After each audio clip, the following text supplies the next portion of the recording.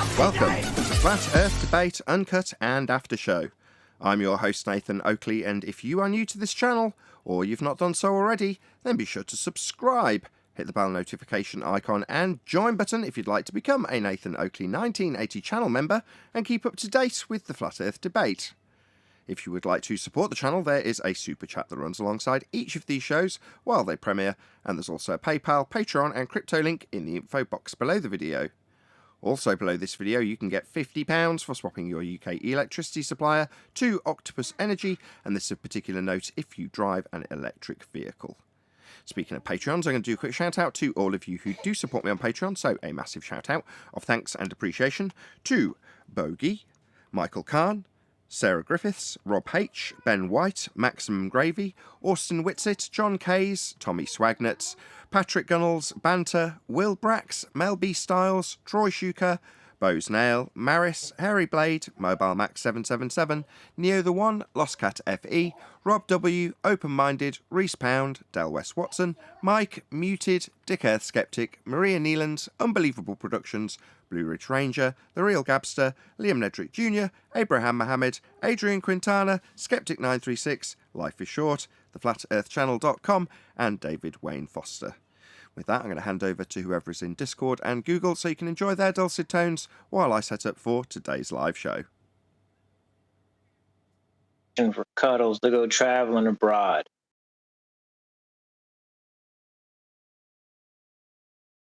What? I said, we're trying to nail down a first destination. I've never been overseas, right? I'm from the States. I'm about to have my passport. I'm going to go travel abroad. We were just talking about places. Okay. What do you want? Tremendous beauty? Excellent entertainment? Great nightlife? What do you want?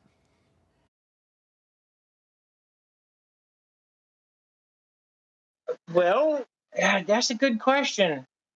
I mean, part of it's the beauty. Most of it is food, because I love food. Food and beauty? Go to Portugal. That's if you want to travel far and wide and go to Europe. Right, well, Japan was on the list, right? Why? Because Japan, why not? It's Japan. I like the culture.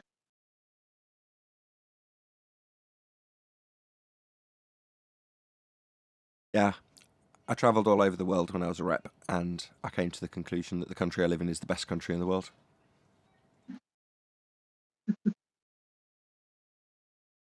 Eh. Everybody's got different things going on right now.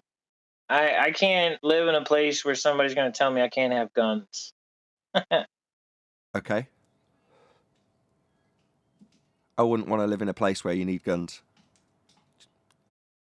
Bro, everywhere on Earth you need guns for something. Now, whether Okay. you need them daily, that's a different story. I have them. Hell, I've got one of my pistols sitting right here on the toolbox the phone's resting on. It's not going anywhere. It's just sitting there. What's it for? If I go hunting, I've got a backup when, if the rifle jams or if something happens, if a hog comes out, I like to go do stuff, explore the woods. Fair enough. I mean, that's the same here. I mean, if you're a farmer or you've got a need to have a gun, then there's no reason why you can't have one here. But generally speaking, your average Joe normie doesn't have a gun here. Right. And here, your average Joe normie does. And that's why the crime rates are low, is because people don't want to get shot. It's funny. Being shot is a deterrent for crime. Shocking.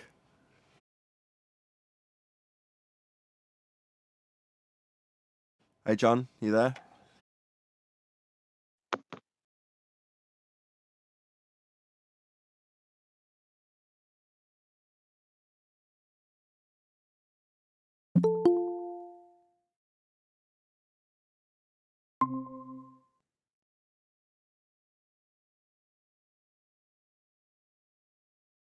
What with the bing bongs, I don't actually need a sound check from them. As long as it goes bing bong, I know it's working. Hello. Hello. How's Clover doing? She's all right. She's running around with me at the moment as her mum's asleep. Excellent. Do you want to say hello, Neil? Come here then. Say hello, Neil. Hello, say, Clover. Say a bit louder. Hello, Nina. Not Neela, Neil. Neil. Hello, Neil. Hello, Nina. No, not Neelo. Neil.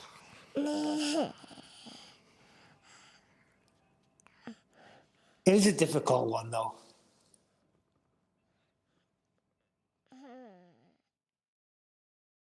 Hey, Nathan, I could be giving my name to a person, and I'll say Neil, and they'll say Leo. Okay, Leo. Okay. I thought you were going to chat to Clover. Clearly not. Now she's Oh, on I me. didn't know she was still on. I'm sorry. I can't see, you know. That's all right.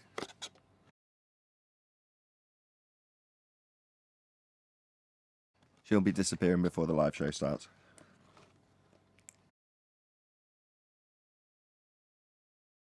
You know, I noticed I haven't been getting any heads up that the show's starting, not even on YouTube, nothing. No notifications, nothing. That reminds me, I need to retitle the show.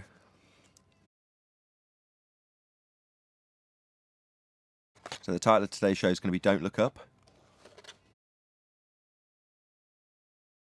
Don't look up. Yeah. So over the Christmas period, I was, as is normally the case, advertised heavily on everything that I went on the internet to look at.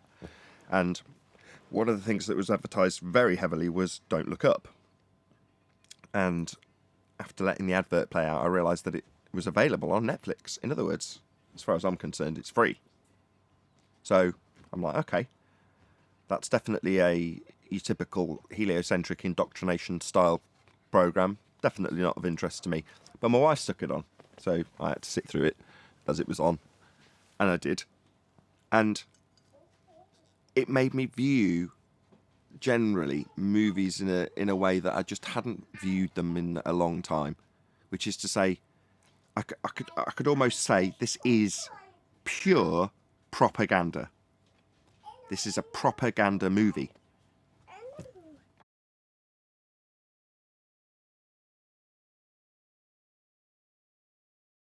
Anybody I seen understand exactly what you're saying though, about propaganda. Has anybody seen any adverts for or watched it? I haven't, no. Yeah, I've seen an advert about it. Yeah. Say again? I've seen it. It's on Netflix. Yes. You've watched the movie? No, I didn't. No. Okay, but you've seen it advertised on Netflix, so I got you. Yeah, once that I log in is the first option on the top. Oh, absolutely. They want everyone to watch this. There's no two ways about that. Heavily advertised and available to all with Netflix. Yeah. They definitely want you watching it. That's the reason it got watched by my wife. So she watched something else, I can't remember what. And immediately afterwards, that was what was thrown up as, you want to watch this next, like auto-playing it.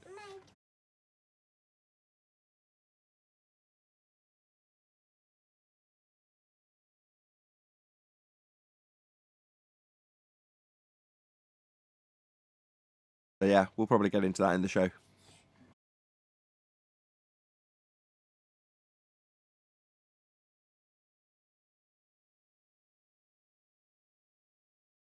Because obviously it's developed so much interim conversation in the pre-show, so well justified me changing the title right now.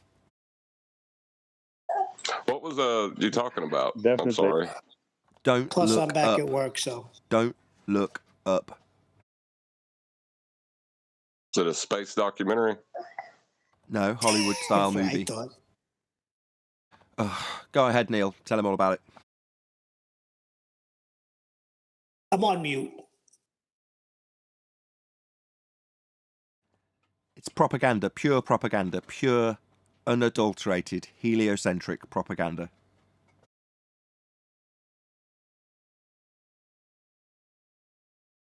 It's one of those the aliens are coming kind of movies. Meteorite, comet.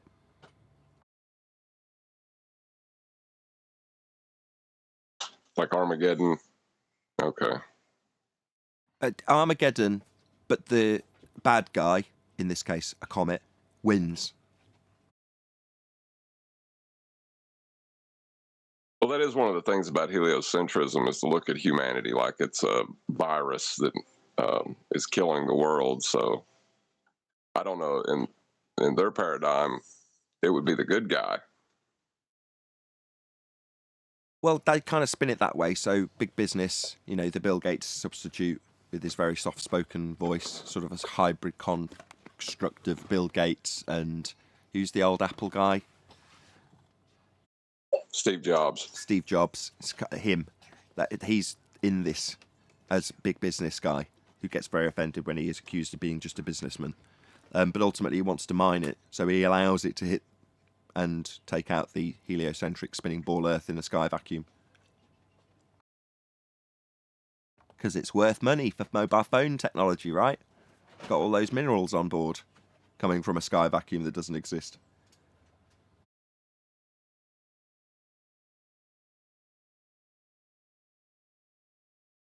But at the end of the movie, I sat down with my wife and I discussed it. I'm like, if you were actually under the impression that the sky was a vacuum and there could be rocks coming to destroy you from it, would this not leave you in fear? She was like, yeah, absolutely. I'm like, right. But because we aren't of that ilk, we don't view this movie and at the end lose sleep over it because it ultimately leaves you with a very real impression that things from the sky vacuum can come to kill you. Not only you, everyone around you. What if the container collapsed? That's propaganda for 2222. Yeah, that's when a paradigm shifts. That'll be the worry of Hollywood under a flat Earth paradigm. Right. It's just fear-based mind control. That's all it is.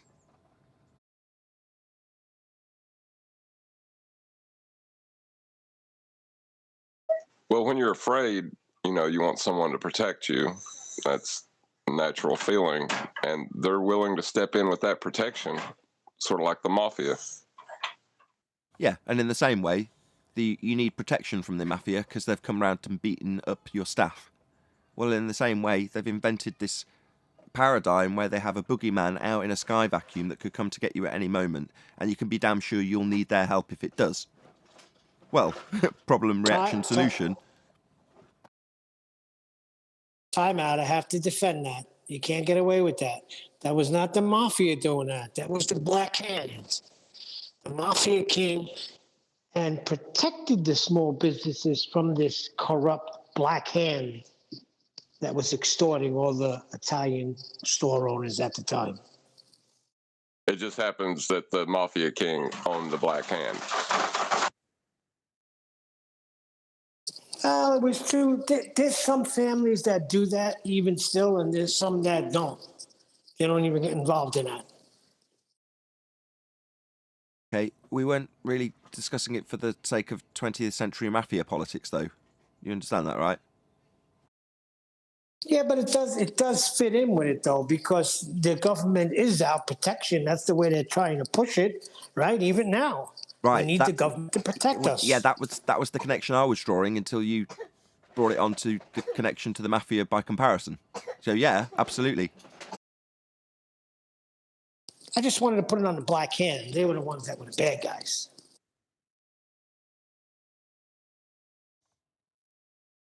You don't think the mafia were the bad guys? People today, right? Everything that what's scam numbers legal the mafia was doing that was illegal. Now it's legal, run by government. So I don't want to hear it. What about Jimmy Hoffa? Was that legal? Well, if he would have did what he was told, he would have lived and been fine. Perfectly legal to me. Do what you're told or die. Sounds legit.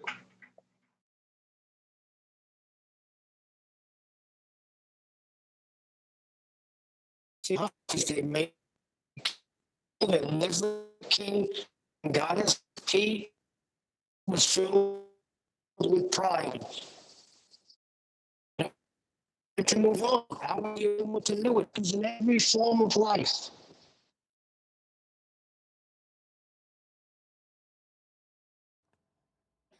Shout out to YouTube in the live stream that hasn't started yet. Comments. He says, "Hiya, only 363 days to Christmas."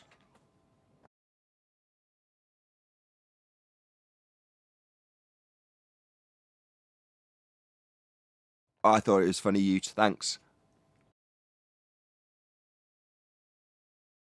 I give a bit of a giggle.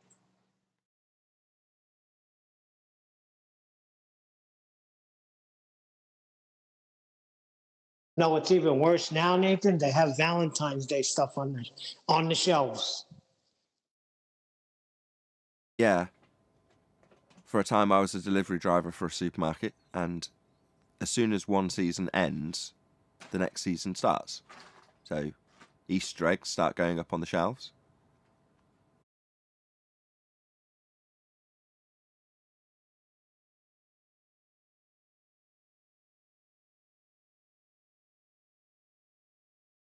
Just one long perpetual holiday, isn't it? One season of activities to the next. Yes, and I can hear them delayed. So I'm back on. Try not to be a disruption. Is his mic messing up or is my Yeah, speaker? it's him. There's no point trying to.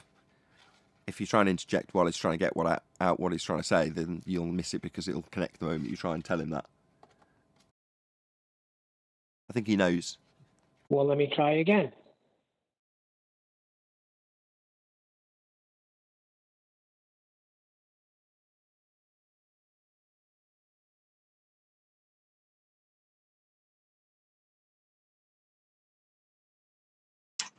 I kind of feel like this is an awkward silence now. Yeah, definitely. When someone says, "I'll try that again," and then there's 15 seconds of silence. Sorry, see, I didn't think he's heard me. But listen, I know you don't want to hear this all day. Fair enough.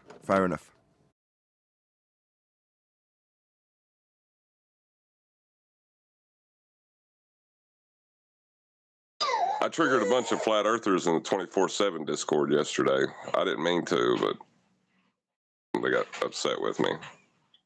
What were you doing in 24/7 Discord on Boxing Day? Not that I belittle anybody that's spending their time on Boxing Day in Discord servers, but... I was working on my car, so I was just listening in. There wasn't really anything else on at the time, so I just kind of had it on in the background while I was working on the car. And then you thought, hey, I'll pipe up while I wait for this wax to set or whatever. Yeah, just because they kept referring to the horizon as an optical phenomenon, and I asked them, would it be correct to say it's an optical phenomenon when we can receive it in other ways than optics, and it just blew up. Well, other than the fact that they're asserting it's a physical geometric limitation to our view that obstructs things to a value that they can ascribe as a hidden value for boats, buildings, anything that's beyond their physical geometric obstruction, Earth curve, edge, formerly known as the horizon. So when they say it's an optical limitation, well, yeah, I mean, we see it, but we're supposed to see it physically blocking things because it's supposed to be something that's seen and physical. That'll be Earth curve.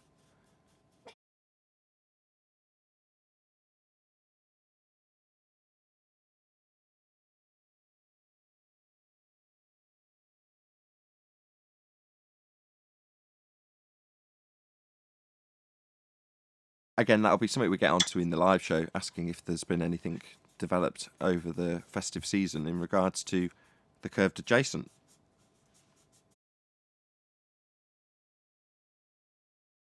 Yeah, I think that one kind of does it for them. They have a geometric religion. How can they deal with that? I don't know how you would deal with that unless you're just going to deny Euclidean geometry. No, locally flat. Locally flat's the response so far. I can't quite believe that's the rebuttal from the anti-flat earthers. Well, that was going to be part of my response. I was going to give them a route, but it destroys geometry. I don't know if they're going to want to do it. Theirs is a geometric claim by nature. So if it destroys geometry, they're not going to like it because their assertion is a geometric one, a physical geometric limitation to our view called Earth curve at the horizon. That's what their horizon is, a geometric Earth curve edge. It isn't. We've debunked that with the Black Swan. Right, they're going to have to attack 3D Euclidean geometry if they want to hold on to a ball faith, I think.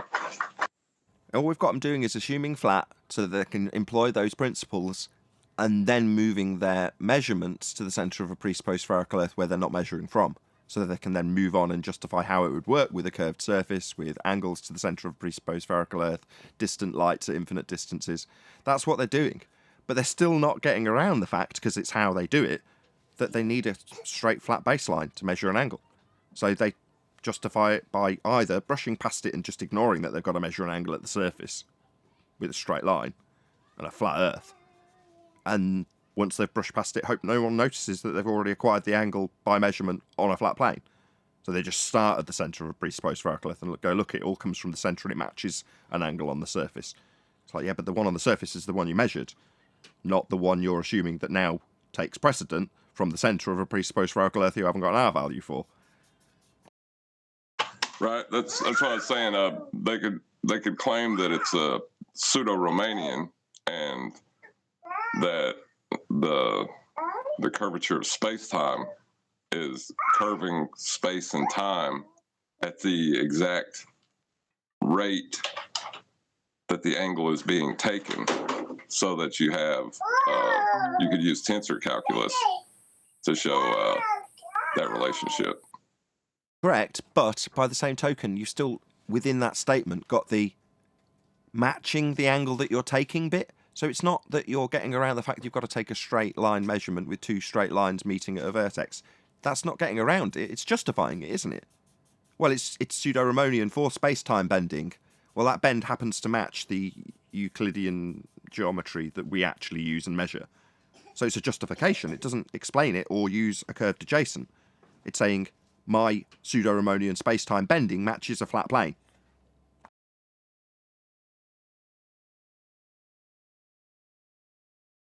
Yeah, sorry. Yeah. You know it's a total fail. Well, yeah, but they're going to have to go down that road eventually and fail. Yeah, but that isn't a road. That's a concession. I've said this a few times to them when they've offered something. It's like, that's a concession. Straight line to the horizon, that's a concession. Locally flat, that's a concession. Well, we have the Euclidean manifesting itself by way of a pseudo-Riemannian for space-time bending that happens to match. That's a concession. Match what? The flat measurement you're taking? Yeah, it's all concessions.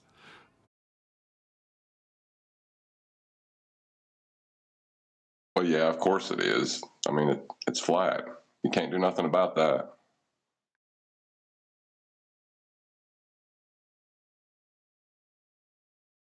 I love proofs like this because they creep up on you. You know, aspects of it have been detailed. You even dug out a very similar argument structure back in show 280 something and repeated it because we were having the argument, but without the premises all well and truly established in our own minds to argue. So we've got a good idea that the horizon's got something to do with the argument and where it fails, but we're not saying it with the determination and the modus tollens argument and the understanding of how it destroys the globe claim with geometry. We're asserting it, but we don't really realise how devastating what we're asserting is. And you're listening to it going, wow, you know, we were seeming to be more advanced than we were back then. But you move on, 1,500 shows, or whatever it is, 1,000 shows, and suddenly you go, no, now we're making the same argument with the same evidence structure, but not allowing the opponent to just skirt it and move on to whatever their claim is when they beg the question. It's like, no, this is the end of your argument. At this point, you lose. Yeah, it's digging, I guess, into the presupposition, because they hold on to that presupposition at all costs. Like when you point out that you can't get an angle with a curved adjacent, they'll say, well, the ground underneath the mountain is flat. Earth under the mountain is flat. And then when you point out what they said, they go, no. Yeah, who's claiming the ground under the mountain's curved was the question I was asked by the funder who just told me how flat it was underneath because they're measuring an angle with it. Yeah, so you need it flat then. So you point out, well, you need it flat then. You've just told me who's claiming it's curved. I've pointed out that's you. And you can't quite fathom what's going on because you're going, no. Need a straight line. I'm going to be measuring an angle. Haven't got one. It's got to be curved. So no. I've just told you it's flat and it can't be curved and asked you who's claiming it's curved. It's very painful, man, for them, this argument. More so than the Black Swan, because at least with the Black Swan they could stick their head in the sand and listen just about through the sand of the murmurings of refraction. Right, with the Black Swan, they were throwing a measurement of theirs away, But with this, they have to throw away geometry, and like you said, their claim by its very nature is geometric. They can't do that. That's why it's so hilarious. In this particular case, we're talking about an elevation angle, which requires a 90 degree. Exactly.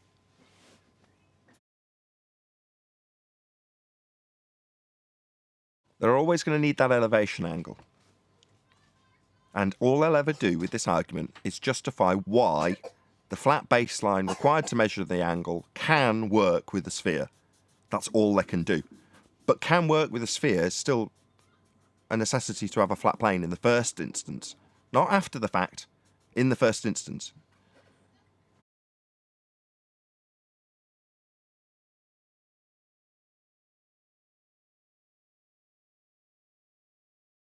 Beautiful. And like I say, watching the propaganda that comes out that really is pushing the boat out as far as it possibly can be in terms of indoctrinating and inducing fear in the general masses about heliocentrism, reaffirm that science, that was the thing I'm going to talk about on the live show, the amount of times that they told the audience that peer review was science and we should trust the scientists, and it was phrased in a way that the scientists who are insisting that everybody should be paying attention to the peer-reviewed science, which isn't science, are being ignored. So the big government base that aren't scientists aren't listening to the peer-reviewed scientists and what they say about their maths.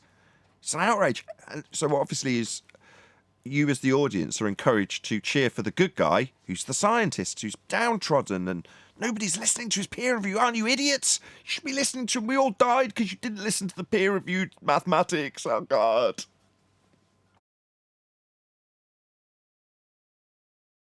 Why didn't you listen to our invalid description of a phenomenon no one has ever observed? Precisely. What is wrong He said it. with He you? said it. He's on his knees in his bedroom on the phone to the, I don't know, head of the White House or whatever he's talking to, going, this guy's never even heard of a heliocentric orbit. And you're like, yeah, what, this mathematics?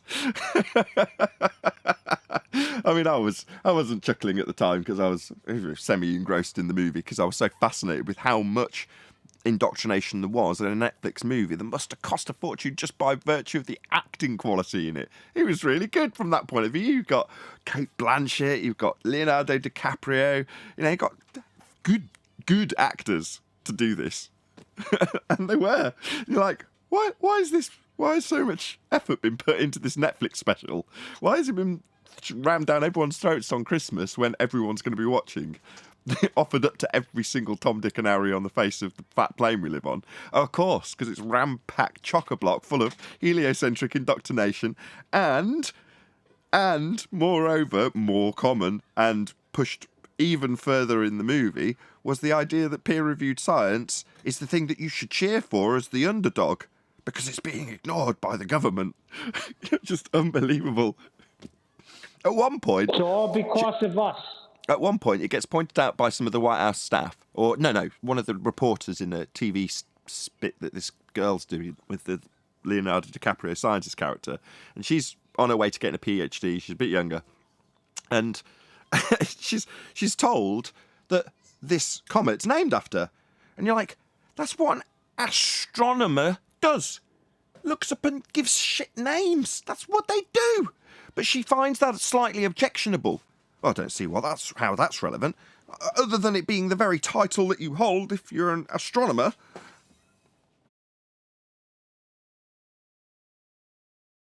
Yep, pseudoscience. Oh, shoot. All right, go on, Neil. That's right, astronamer. That's right.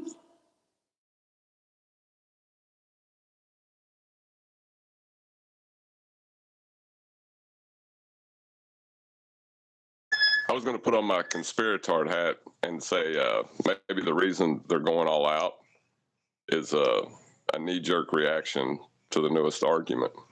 I was waiting for someone else to say it, and lo and behold, in the short pause, it happened to be you.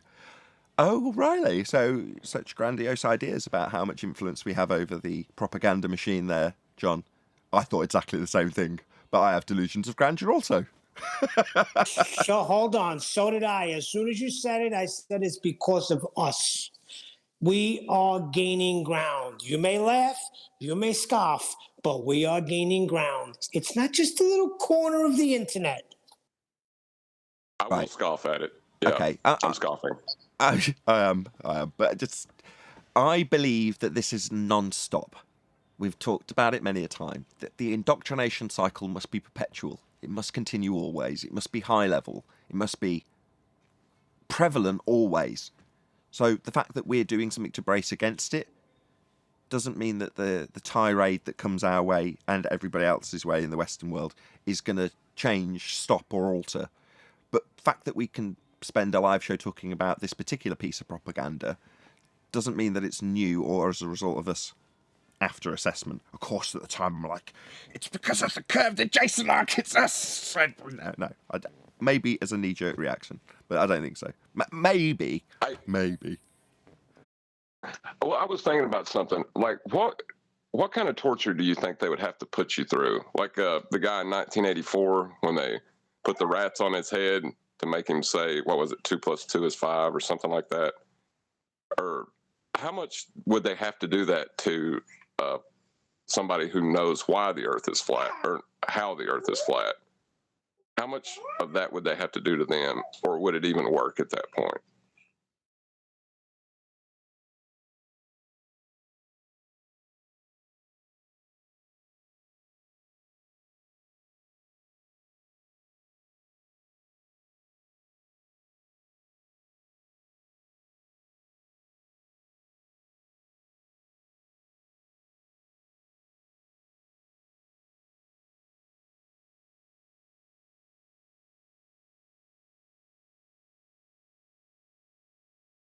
Did Nathan start the show? No. Did your question kill the conversation? So I was just ushering my kids out ready for the live show, and I heard you asking an open question that I thought at least someone would respond to about how much torture you'd have to be put under.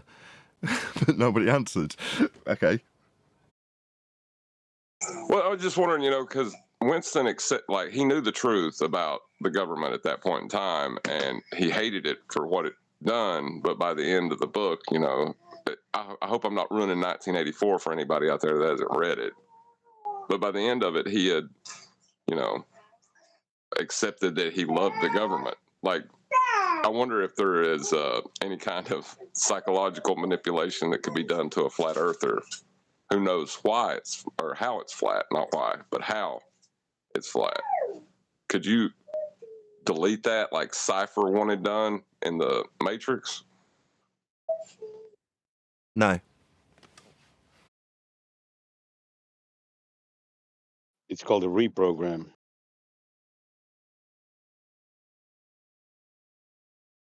Well, no, we've already reprogrammed ourselves as flat earthers because we were programmed as heliocentrists. that's why I'm asking. You know, just like Winston was part of the party, and then he reprogrammed as in his own mind a freedom fighter, and then they tortured him back into the party. I wonder if it'll ever, you know, if that's even a plausible route for I don't think people so. Yeah, I don't think you can unscramble scrambled eggs.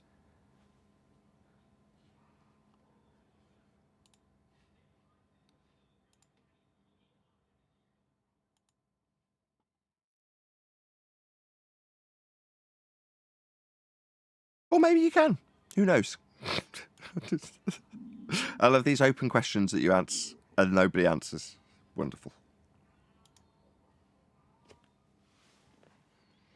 Well, I wonder if it's like if there is any way back for these anti-flat earthers, you know, because they desperately want to get back to where they were, but they like, is there any hope for them? I don't think there is what I'm getting at. There's always, There's always hope. hope. Hello. Go ahead, Righteous. Hey, Arwen. I was just saying the same thing you said. Hey. Say again? I said I was saying the exact same thing you were saying, and then I said hello. Oh, hello. So you think there's hope for them to know it's a sphere again? Is that what you're saying? Yeah, that's why they're here. That's what they are. That's all they represent. So they're only here because they have hope to know it's a sphere again. Precisely. But That's what makes an anti-flat earther an anti-flat earther. Right, but that we know there is no hope for them. Right. We know that. That's what I'm saying. So then there is no hope for them. Oh my God. Do you think that there's some grain of empathy left from my perspective towards them? In other words, do I have hope for them in their hope towards the sphere? Oh, I don't care. So I didn't realise you were trying to relate that back to us and our hope for them. Oh, I've got no time to even concern myself with my hope levels for whether or not they'll get there way back up the hill to the normie land of sphere belief. They'll never get there. I know how steep that hill is for them. Having fallen I have down hope it. that they. Go on. I hope that they make it in the sea. Oh, aren't you nice? Well, see, I don't really have hope for them getting back to that. I hope they accept reality for what it is what I hope for them.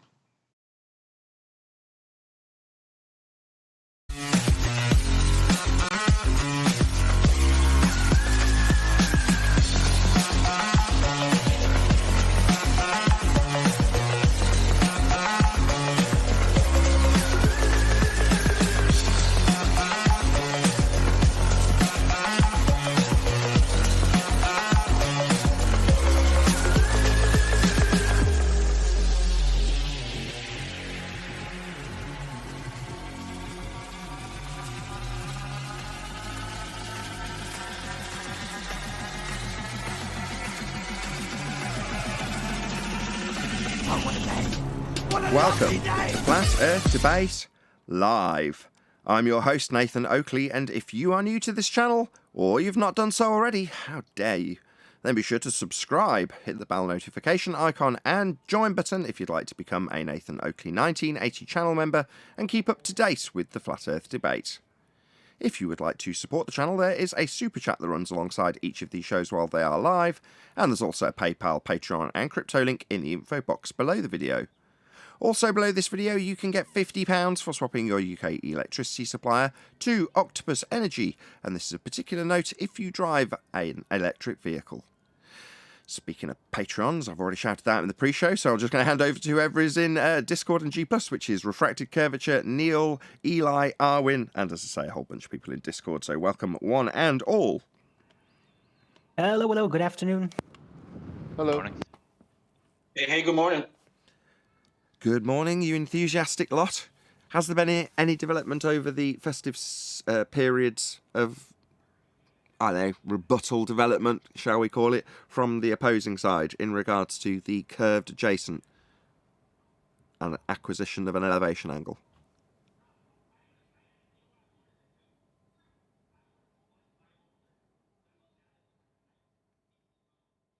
Tap, tap, tap. Is this thing on?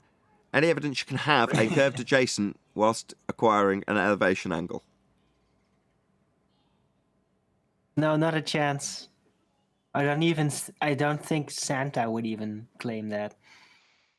Can you argue that Well, the- curve is straight? Well, they used to claim curved is straight, but then it doesn't work out when you're measuring an elevation angle. That's the point. So bendy's horizontal won't cut it in this argument, unfortunately for them. They do actually need it to be straight. Well, the earth under the mountain is flat. That's a concession. So, well, that's like saying my house on a hill is on a flat spot. Right?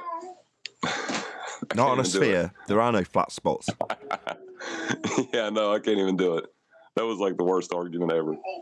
It was hilarious, though, hearing somebody that believes they're on a ball tell you about how flat the earth is. I mean, that's the crux of the main part of the argument. So any evidence of physical geometric sphere edge horizons, formerly known as Earth curve? Now they're too Not preoccupied since the with Black Swan. the sextant now. They're too preoccupied with the horizon being a straight line assertion tool to worry about the physical geometric nature of it as a sphere edge, called Earth curve. Well, they still will just say the sextant is a globe instrument, and that's about it. That's as far as they can get. After that point, it just all goes to hell. Because as soon as you try to make them explain how, they just lose it very quickly. Well, they need a flat plane. So they can't explain how unless they are measuring an angle from a curved adjacent, which comes back to the first housekeeping question. Yeah, you got to ask them how to use the sextant. Let them take you through how they use the sextant.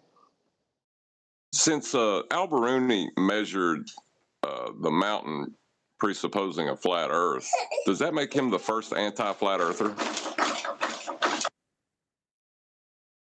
I don't even know if the guy even existed. And I don't even know that if the guy would have existed, whether he was even realizing what he was doing. He might have just been tasked, like, yeah, go measure that. I don't know if he even cared whether the Earth was a globe or flat or anything. Might just be doing a task, that's all.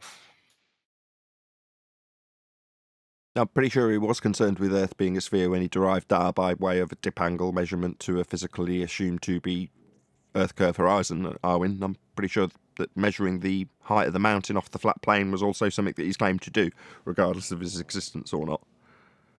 But did he write about that? Or is that just being said about him and what he did? It's just being said about him. It doesn't matter. It makes no difference to the narrative. The narrative on stage, if you want to have all the world's a stage premise behind this assertion, makes no difference. What's being presented on the stage, regardless of it being done by way of a narrative, script, story actor, character, doesn't matter. They're saying derivation of R was by way of dip correction. They expand it out beyond the narrative of this individual who may or may not have existed, and it's irrelevant to the point we're making. Right. The horizon's not Earth curve. You can't derive an R value from a geometric physical limitation to your view called Earth curve if the horizon's not Earth curve, and we've debunked it as Earth curve. Furthermore, when you're using a sextant, you're ascertaining a horizontal plane.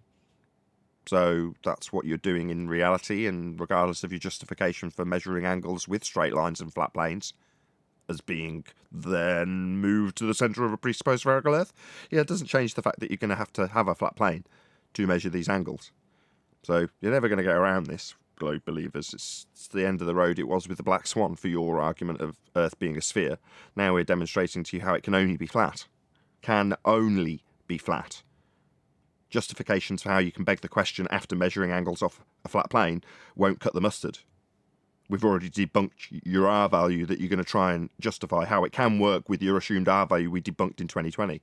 So it really is end of the road if you're a sphere believer and you're here in this corner of the internet, limited though it may be in terms of its publications and popularity.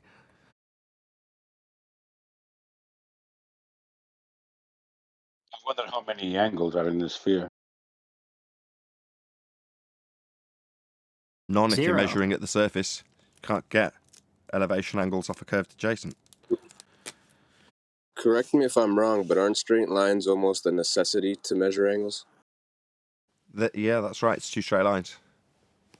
Almost. No, I mean, you like, you say need fully. straight lines. No? Yes, that's absolutely correct. That's where the problem lies for their assertion as one of the lines, the baseline, the thing you're utilising for an elevation angle when you're measuring comparative angles, is flat and straight because it's being used for the angle.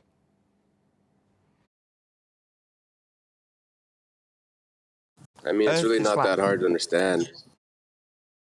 Say again, sorry, I cut you off. No, you explained it very well. It's really not that hard to understand. Agreed. Earth is obviously, observably, measurably and navigatably flat. Shout out to Rune Thornton, who's joined as a member for 2 months. Says, all the world's a stage.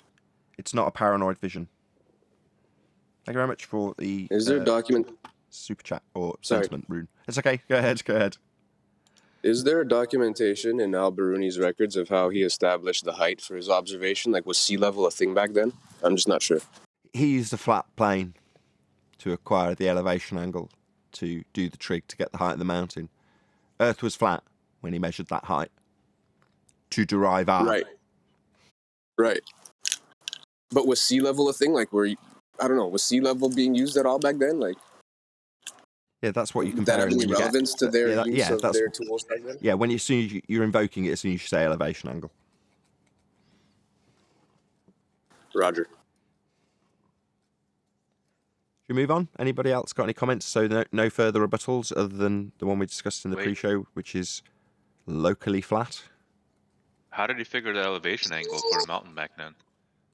Yeah, that's what I'm kind of getting at. Like, how does he determine his proper elevation? What did he measure that with?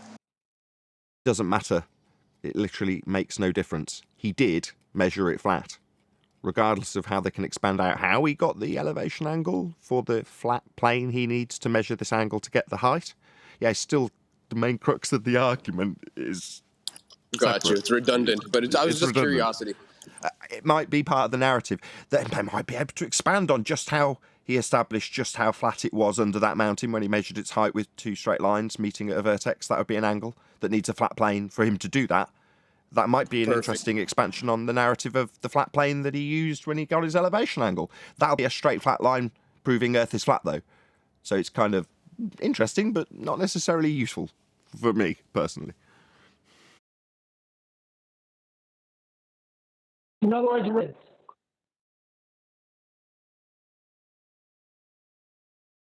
Thanks, Neil. Any evidence of axial rotation of the Earth-based variety?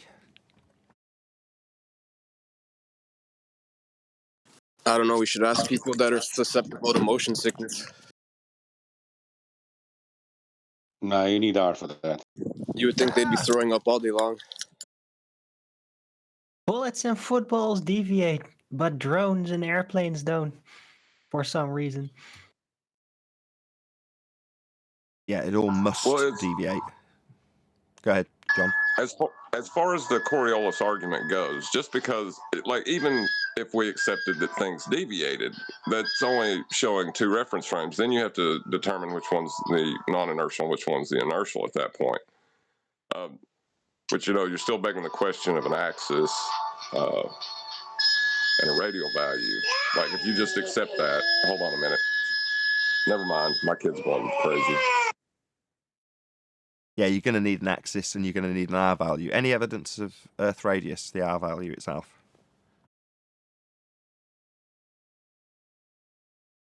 Nah, Black Swan debunked it.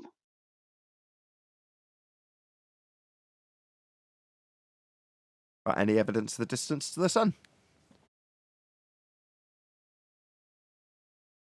Gonna need R for that. Any scientific evidence of gravity?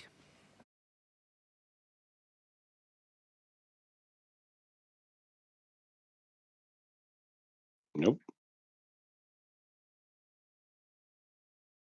Any single viable hypothesis from any of the fields of astronomy, cosmology, or astrophysics? We'll come back to this question when we get into Don't Look Up. No, no, and no. No, no, and no. We're not going to talk about Don't Look Up. Oh, well, that's kind of what I got planned for the show, but there we go. Fair enough. No, no, and no. Are we done with the questions? Not scientific, no. Any evidence of a self-perpetuating... Go. I wanted to go back to that mountain height thing again, but go on, finish. No, go ahead. What did you want to... About Al-Biruni measuring the height of the mountain? I think it's interesting how we understand how the sextant and things work. We have a better understanding of the holes in their argument and how it doesn't add up. Like the mountain height being another one now. Because that's like another mystery. I'm like, wait a second. They didn't just assume the baseline, they also assumed the height, and it's like it keeps kind of going. It's like holes after holes. It's like you keep poking through that paper mache analogy you used to use before, remember? And then you find out there's like really nothing there. It was all smoke and mirrors. Not my analogy, it was Wakey Wakey's when he still had a channel. Oh, Mark yeah. Knight, his name is, but Wakey Wakey described the Earth as a papier-mâché ball that from a distance looks really solid. You know, metaphorically, it's the model in your mind is this papier-mâché ball, but when you get up close to it, you go to touch it and your finger goes straight through the paper. And then you go, wow, it's paper thin. So you put your eyeball up to it, and what do you know? Someone on the other side's looking straight through back at you going, wow, there's nothing inside this. Right. And it just comes from just looking closer at how things work. Like this dip correction thing is kind of new to me too right now, even though you guys have been talking about sextant and such for a while. But yeah, the more the pieces fall in, the more you see clearly that paper mache analogy. So yeah, I was just thinking about it. I'm like, oh wow, that's so weak. The I guess opponent's position, or the so-called, let's say the mainstream narrative. Say that. It's hard to Yeah, but deny the flatness, they man. needed an elevation angle. For him to establish the height of the mountain, he needed to have what we're talking about, the elevation angle. To achieve that, he needs to have a flat adjacent, which is a straight line to the 90-degree foot of the mountain. So he established the elevation angle, exactly what we're talking about. So in order to achieve that, you cannot have a curved adjacent.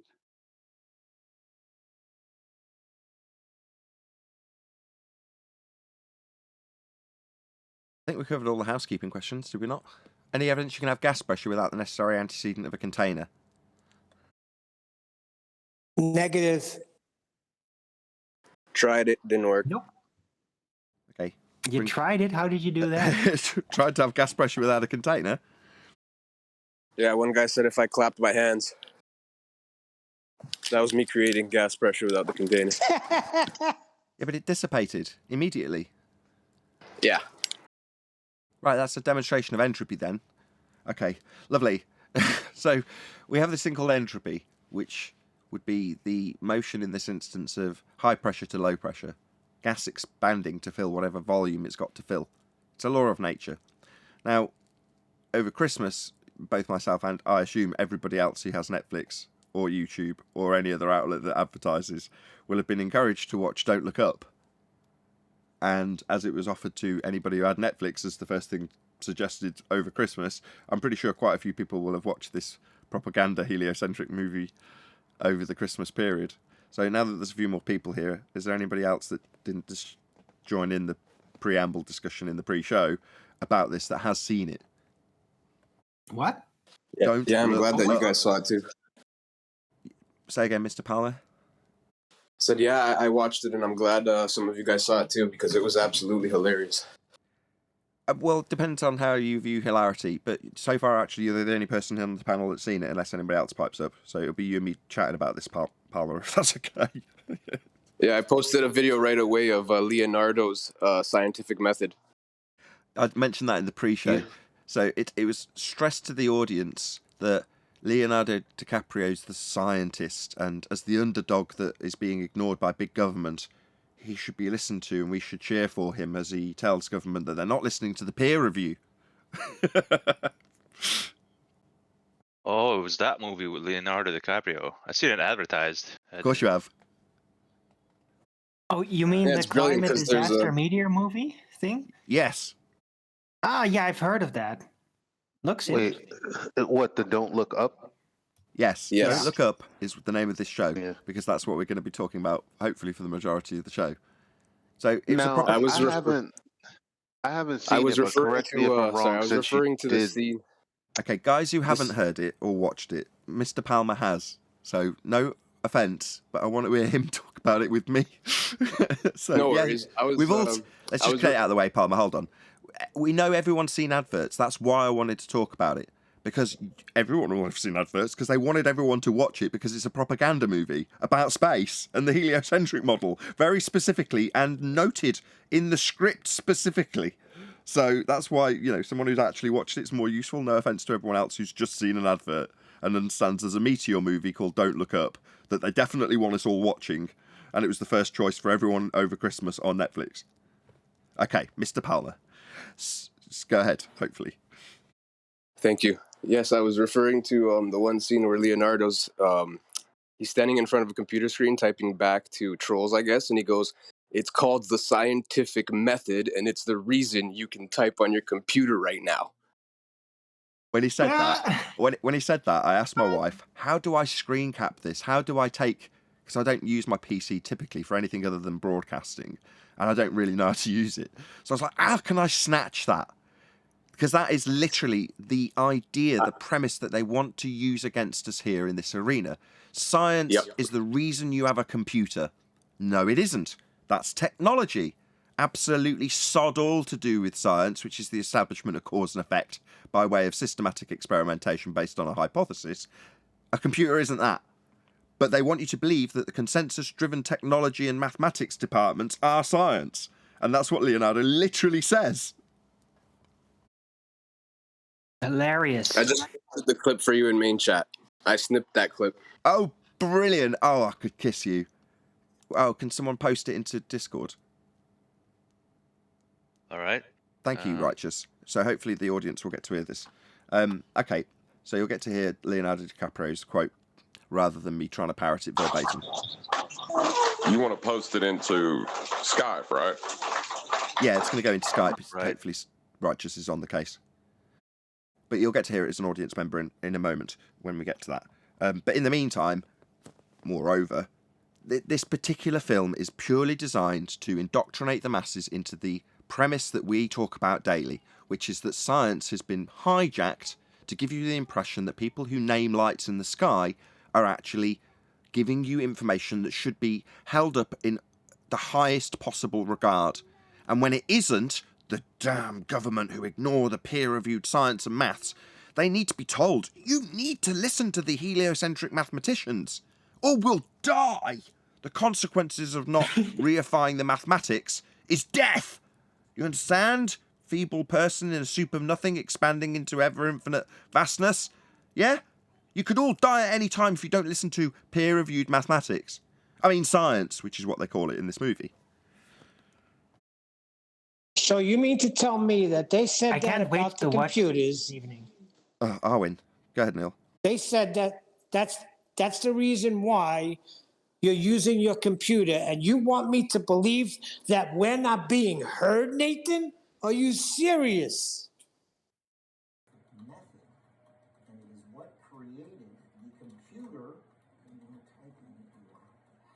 It's just too quiet. Hold on a second. I'll see if I can play the clip again and boost the volume by about 1 bazillion %.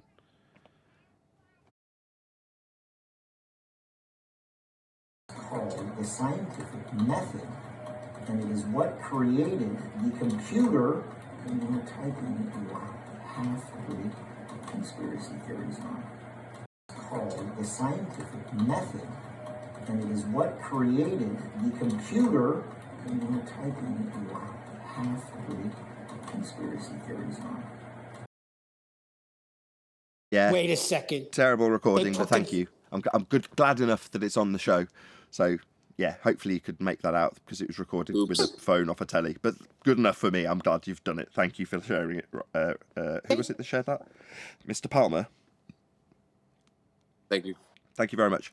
Yeah, so he's basically saying the scientific method's the reason you've got the computer, in a nutshell. Go on, Neil. Sorry. No, Well, I they just like the added fact that he's. conspiracy. They added conspiracy in that too. So now everything that you hear about flat Earth is going to be pushed as a conspiracy. Okay, I got it. Wait a second. Doesn't science like lead to technological breakthroughs? So like scientific knowledge, like technology is built upon scientific knowledge, scientific laws, no? Is it? Like, well, the information we get from scientific laws and scientific knowledge, we can use that to. Don't expose yourself as not understanding scientific laws. There is no such animal. Right. Okay. But you know what I'm saying, right? No. Summarize it. You're saying occasionally a scientific discovery will lead to advancements in technology. Yes. When I rephrase what you are driving at, I can say in certain circumstances, something that has been established as the cause of an effect in nature can go on to advance technology. So, yeah, in that regard, but it still isn't science. Makes no difference that the discovery has led to your technological advancement through what do they do? Troubleshooting. That's not science. Even if you've got some technology that's based on science. Doesn't make the technology science. There's nothing in a computer that's scientific. It's not a science instrument. Because science is a methodology for establishing cause and effect. It's like, where does a computer fit into that? What cause and effect relationship established through hypothesis-based experimentation led to a computer? You tell me.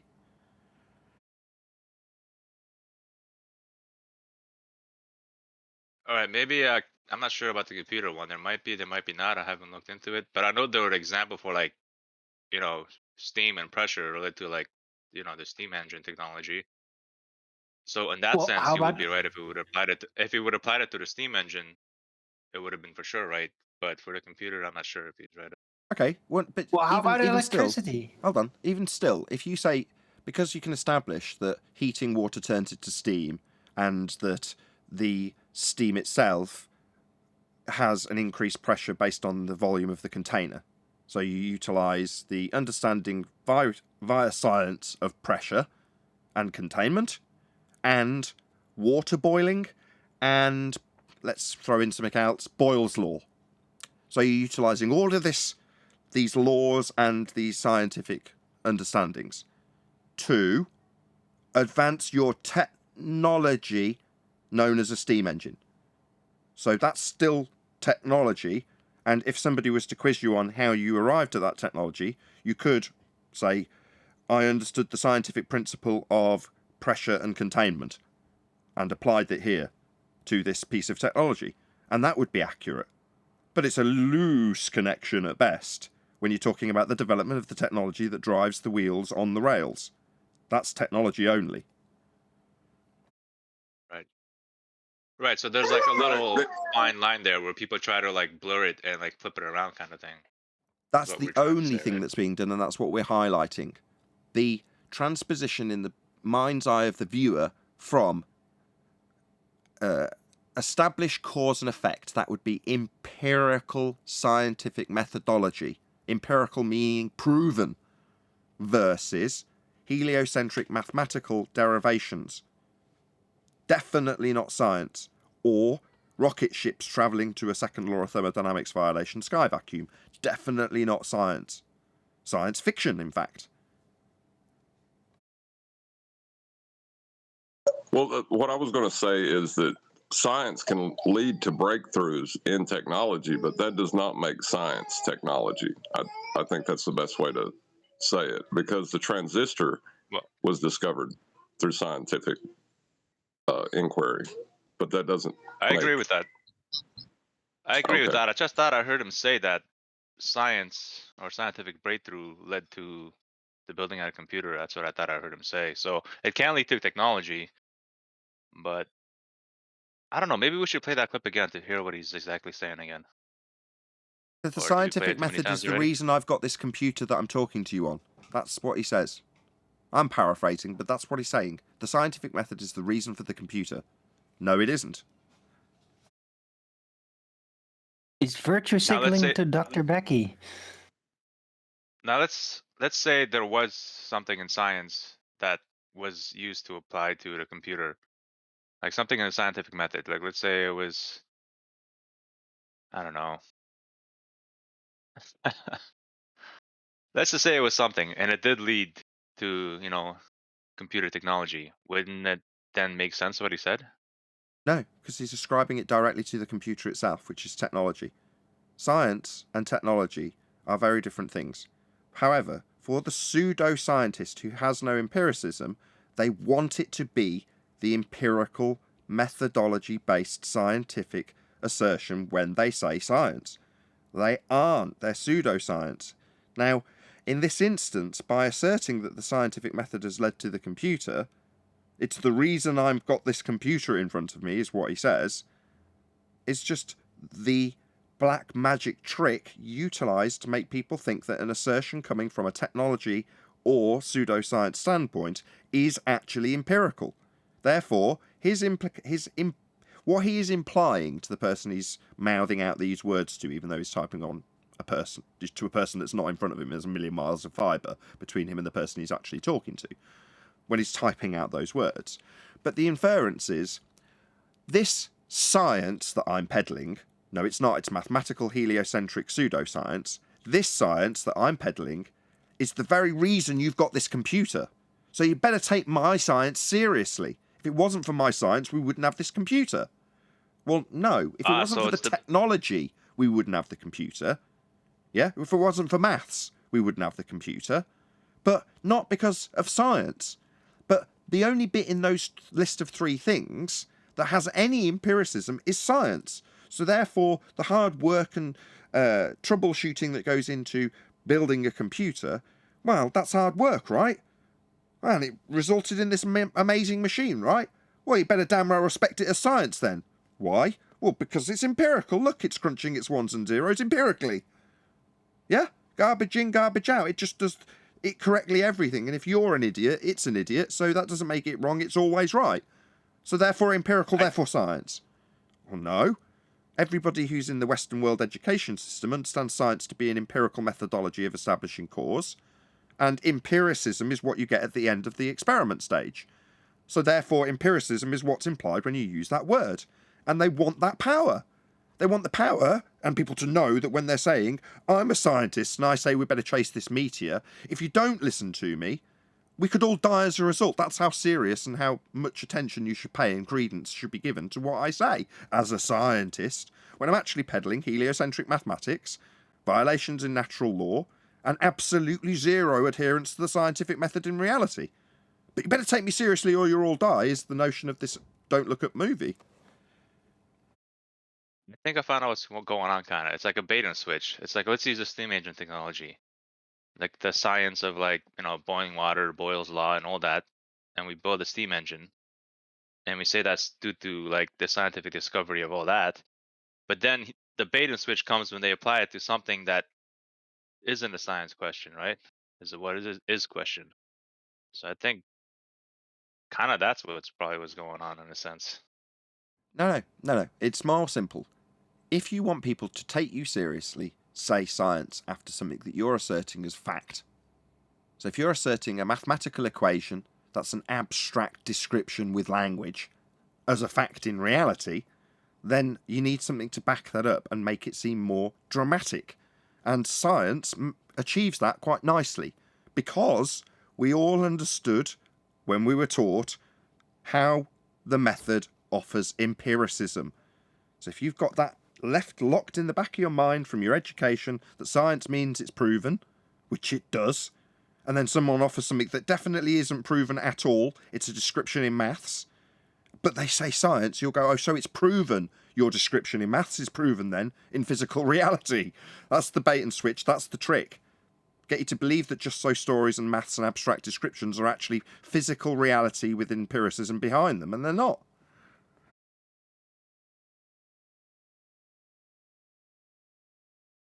Anyway, it would have been a painful movie to watch as a heliocentrist, because if you're watching it as a heliocentrist, you genuinely believe there's a sky vacuum, and you genuinely believe that those rocks could come from there through the virtue of heliocentric motion, leading them onto a calculable collision path with us, leading to inevitable disaster and the wiping out of humanity in total. So, well, that's terrifying if you're a heliocentrist. For me, I find it truly laughable.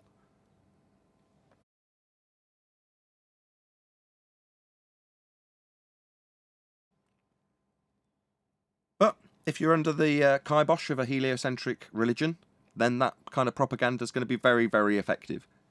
You know, it will terrify you. And that's the best weapon they have in terms of keeping control of people. Fear is the best tool in their arsenal by a million miles.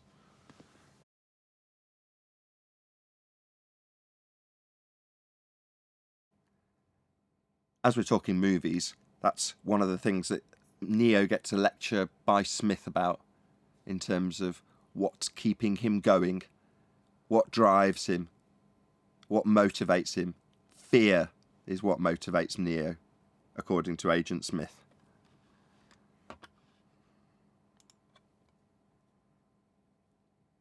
Do we all know why? Do we all understand the principle that they're employing in terms of our primeval instincts when it comes to survival and sex, reproduction, death and sex? Anybody ever heard of the sex cell? Everyone must have heard of that term. Sex cells, right? You all heard that? Of course. Right. Well, there's a flip side to the coin. The death cell. Equally effective. Well, this particular movie is working on that particular part of subliminal programming. The death cell.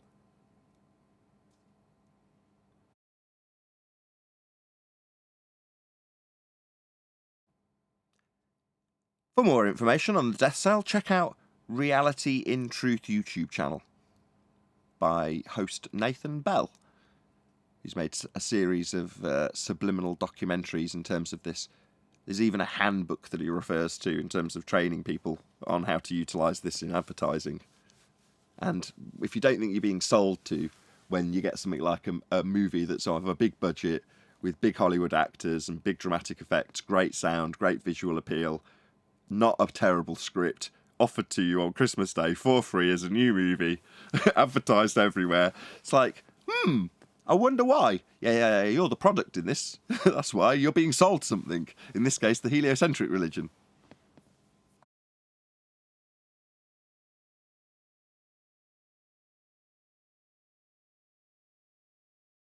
So no one else saw this? Just me and Mr. Palmer?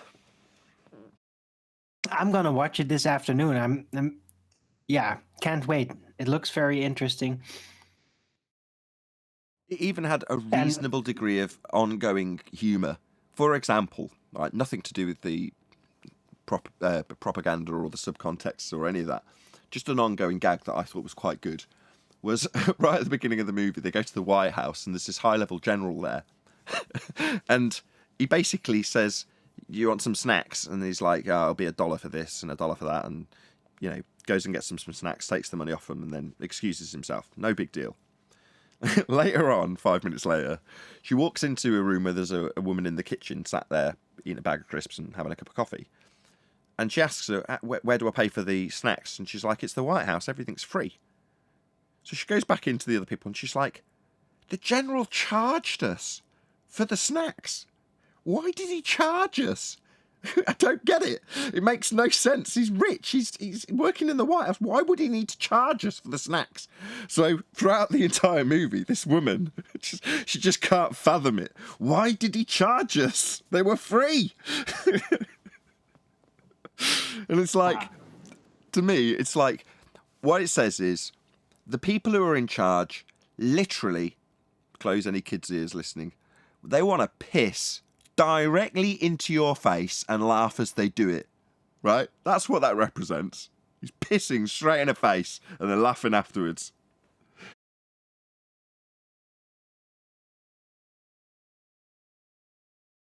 Yeah, I'll have to watch it again to get some of the more interesting, subtle stuff that was, less overt than the, surface level context, which we've discussed so far. Surface level context being Earth's a sphere, sky's a vacuum, there's stuff that's scary that could come from us, and we're pretty insignificant, and we're all going to die.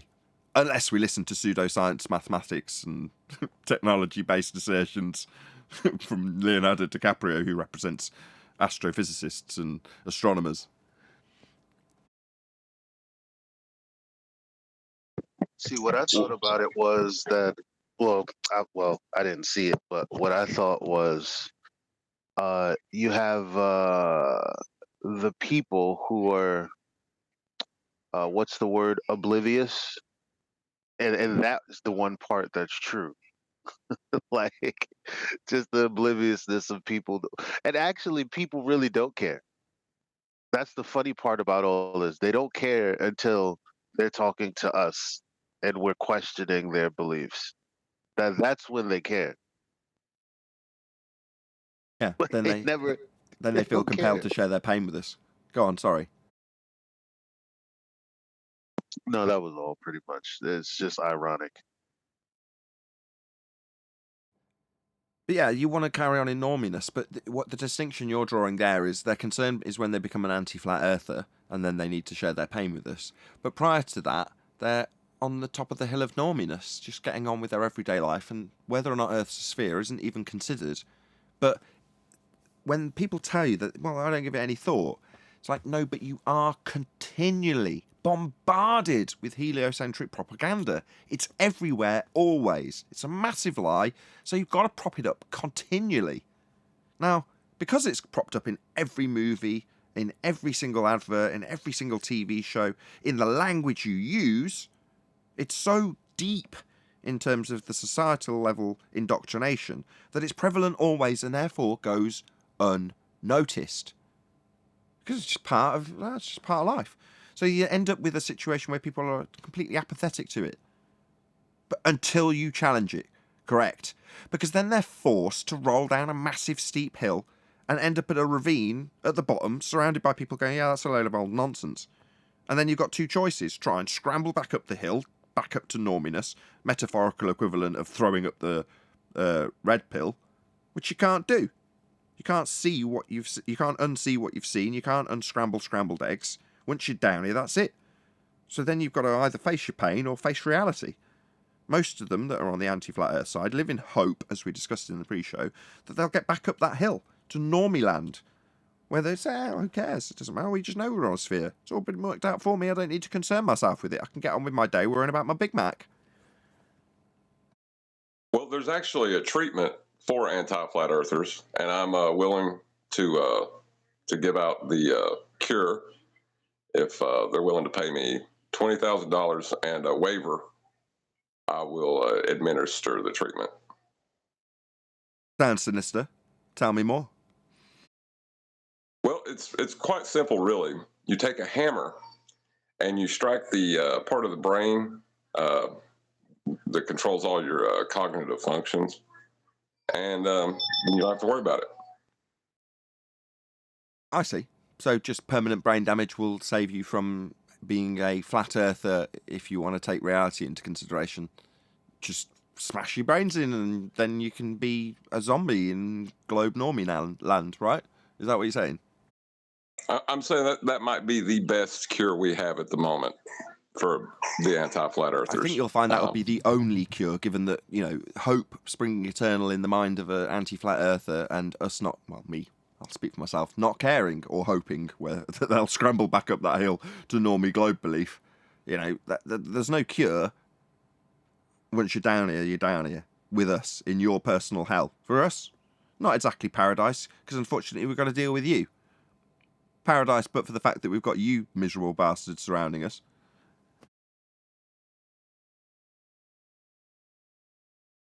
Yeah, the conversations are better with flat earthers. The globe people the anti-flat earthers just want to like wedge in the globe any chance they can. That's all they're concerned with. Can I ask Exactly. a question? Go ahead, Neil.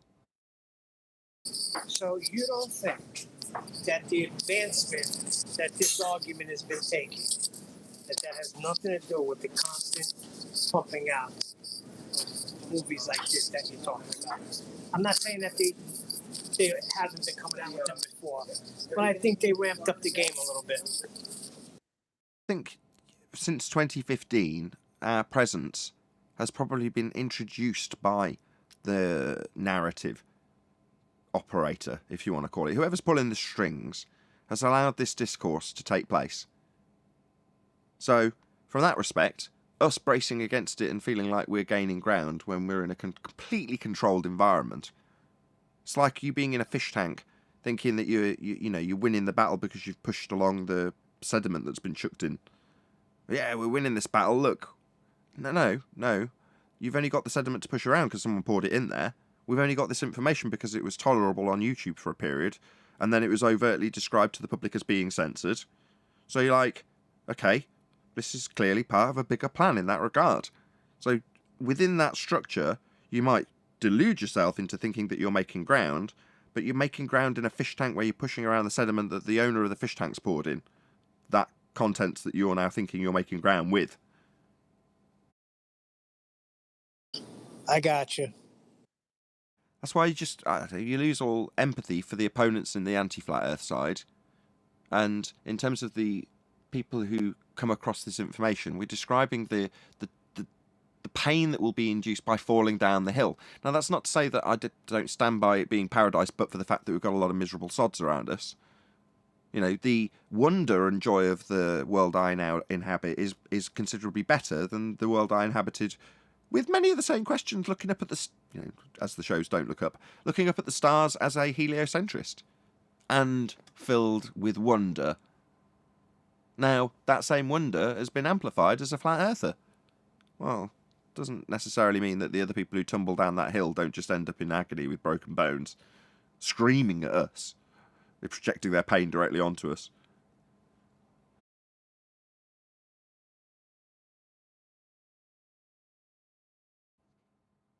So yeah, I don't know about the title. Anybody got any comment on that? Don't Look Up.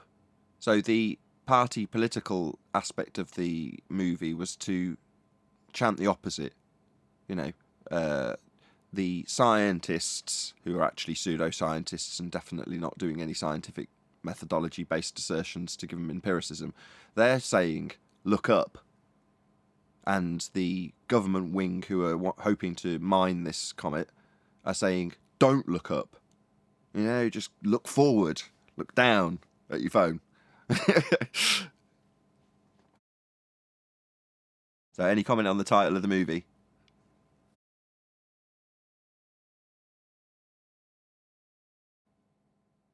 Yes, Nathan, we think we should all be looking up and wondering in amazement. It's a sign of the times. Nobody's looking up. All looking down in their mobiles. That's what people do now. But if you do look up, remember the importance of the peer-reviewed heliocentric scientists, in quotes. I don't know. I'd be too distracted by all the chemtrails hanging around and all that first. It's a fair point. Well, that's all heliocentrists do is look up. Their entire religion is based on a sky radius that they assert the ground, to the ground. So that's all they do is look up. They never want to look at it. That's not true. That's not true. All they do is look down on a piece of paper or on their computer where they calculate these things that they assume. They don't actually look up. They haven't really looked up since Copernicus, when they still kind of had to size it all up, the lights.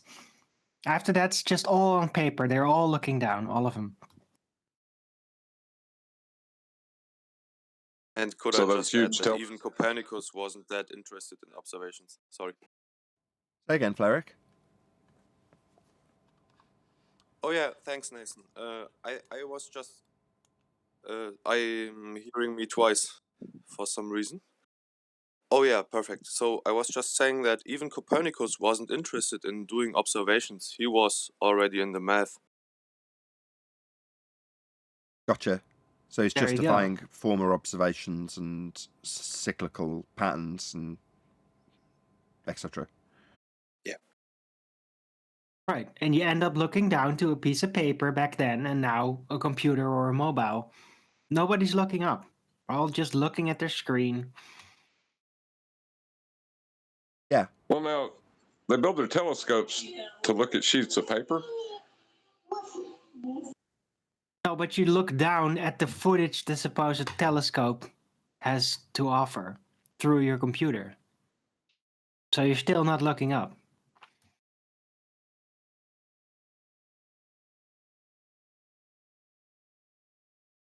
Yeah, I kind of see what you're saying.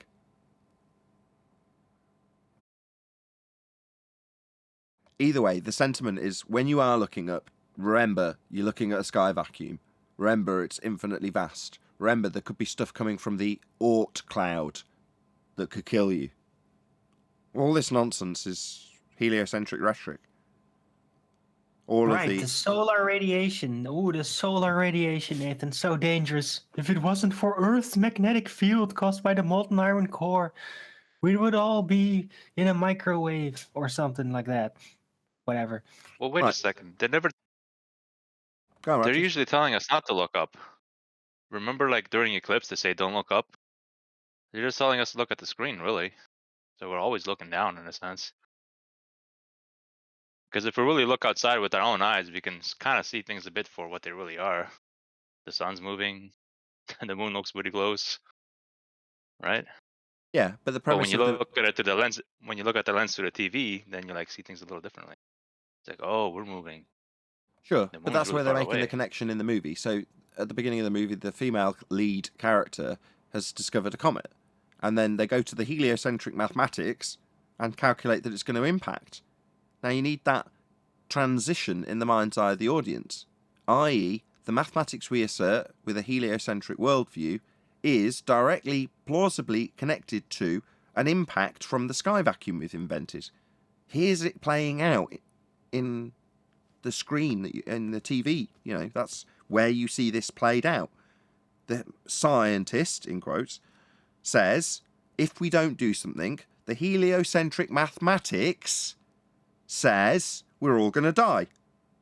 And what do you know, in the plot of the film, they all die because they don't listen to the scientist, in quotes, and his heliocentric mathematical reifications.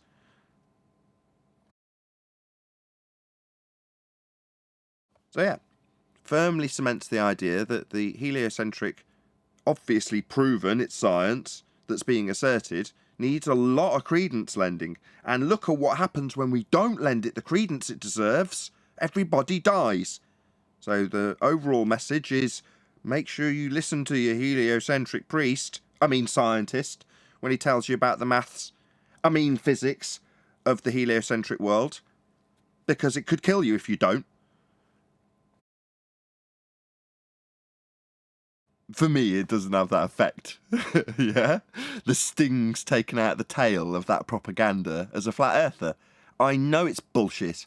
I know there's nothing coming from a sky vacuum.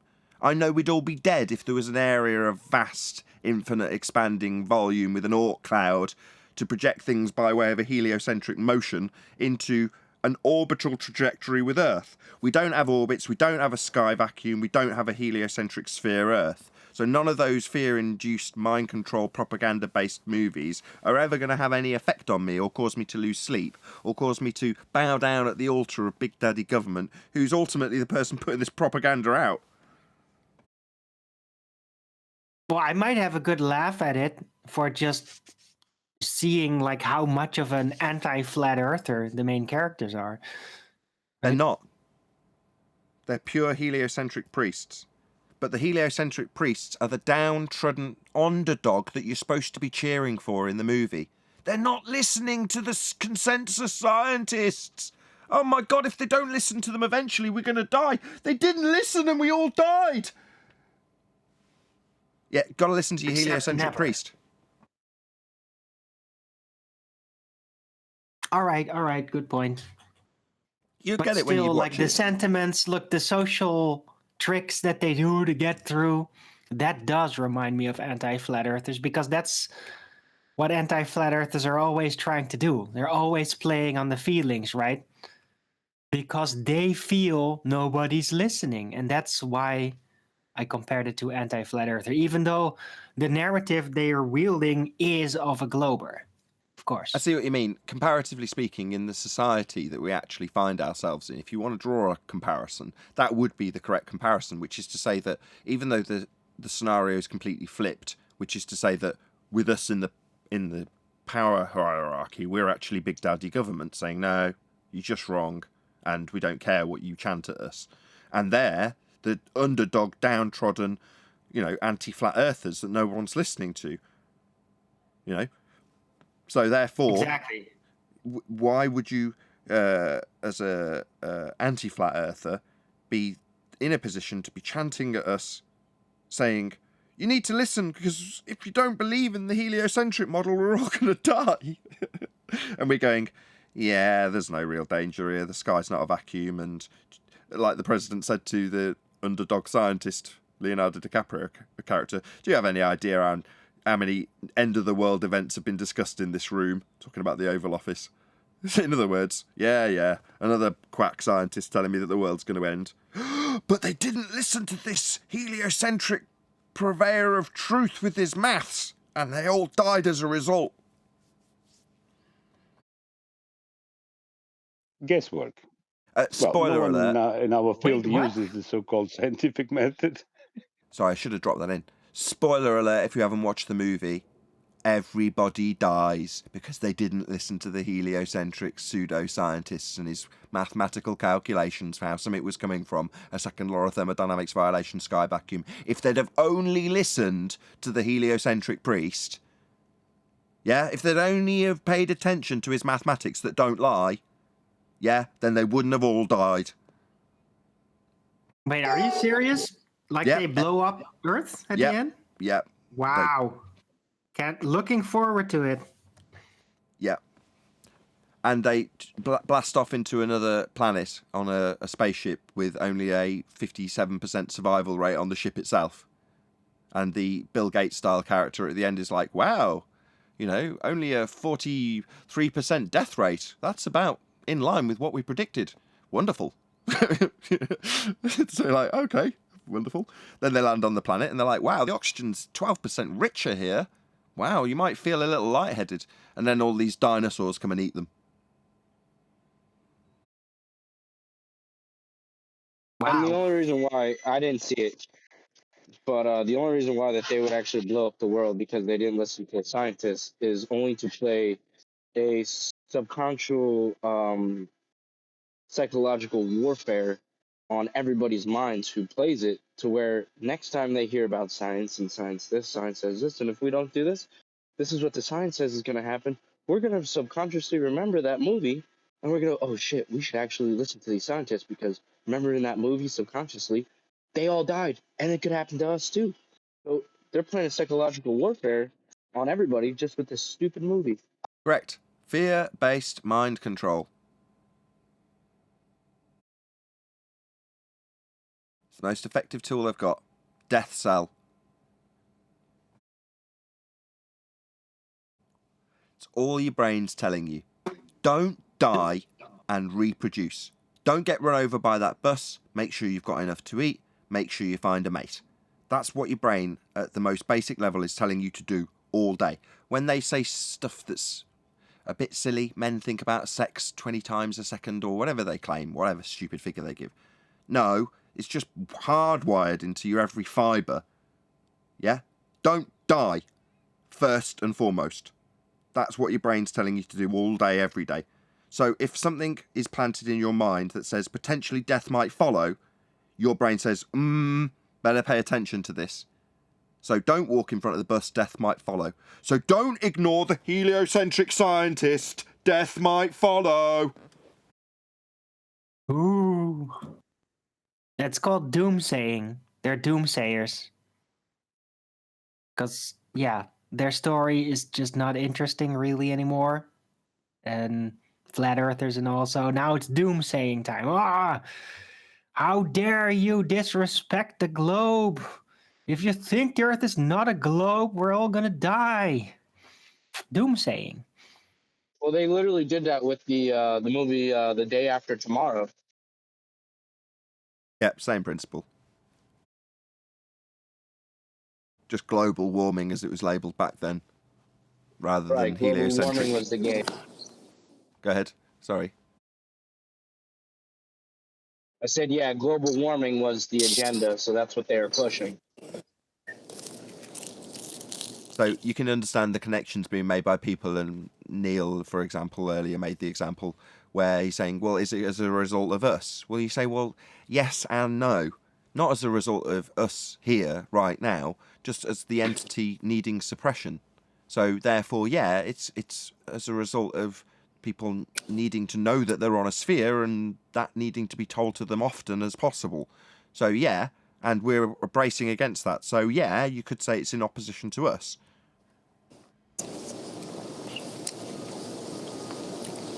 Neil. Sorry. Shout out to Retro Bill. He says, why is the ISS always seen right side up when observed from both the ground and seen from windows? It's as if in free fall. Why does it never spin or tilt sideways or rotate in any way? Well, that's because they do claim it's in free fall. That's what orbit is, Retro Bill. So thank you very much for the super chat. But yeah, that's what they're going to be describing as an orbital motion that it's taking. So, but they're correcting to keep one side up, right? So they're like constantly giving these micro thrusts to make sure that it doesn't start spinning, that it all stays in the same orientation. Hold on, that movie killed. That's how all the dinosaurs died. So maybe we should take heed to this movie. Don't Look Up. Oh, they didn't die. They were alive on a different planet at the end of the movie. So the dinosaur lie bullshit part of it. Obviously, there's a parallel with the impact they claim from 35 or 65 million years ago, and the heliocentric model again. So yes, there's a direct parallel, but also literally dinosaurs come to get them on a different planet. Also, Erwin, it's not thrusts. There's supposedly gyroscopes that actually manipulate the thing in the Narnia views, if you want to say. Hold on a second. Dinosaurs didn't evolve into birds. They got on a spaceship and got away. No, no, they always lived everywhere. They just didn't die out on that planet. See? I think Arwen's closer to what they're implying.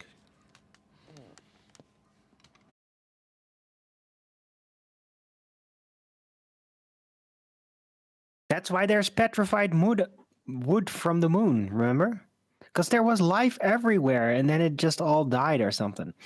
Nah, the only way you're going to find out is we got to get in touch with Chocolate, ask him what type of bed sheets he had as a kid and what type of mobile he had over his crib. Did it have dinosaurs in space or just space? Dinosaurs in space is something that gets thrown up for my kids every now and again on kids' cartoons. So, yeah, dinosaurs in space. Yeah, that's definitely a crossover they've exploited quite recently. Really? Hey, Yes. in the 80s, Dino Riders. There you go. Cartoon. Exactly. Yeah, there you go. There you go. Dinosaurs in space with used as living tanks. With that, I'm going to say, if you are watching this on either Nathan Oakley 1980 or Nathan Oakley Premiering streams, stay tuned, as there will be an after show to follow. Unfortunately, if you are watching this live, this is where we bid you farewell. So a huge, massive, enormous thank you to all of you. Smashed the super chat, liked, commented, shared, subscribed, joined as a Nathan Oakley 1980 channel member, as Rune Thornton did. Massive thank you to today's Discord and G+ panels for making today's live show possible. Once again, stay tuned if you're watching on a premiering stream. I've been Nathan Oakley, and I'll see you all in the next video.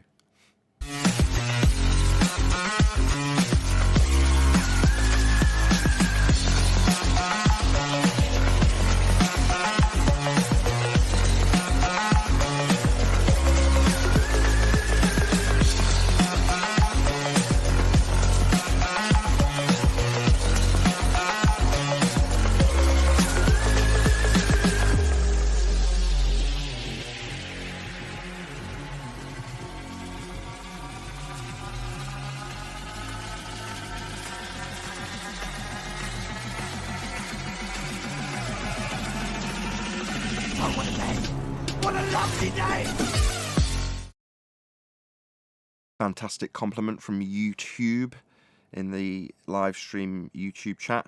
He says, fastest hour ever. Couldn't be a better compliment. Thank you very much, YouTube.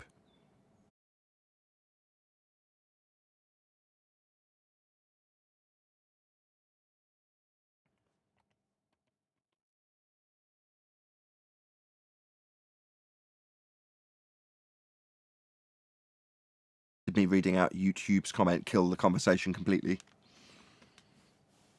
Well, I think everybody was waiting on Neil to get pissed off at his brother-in-law again.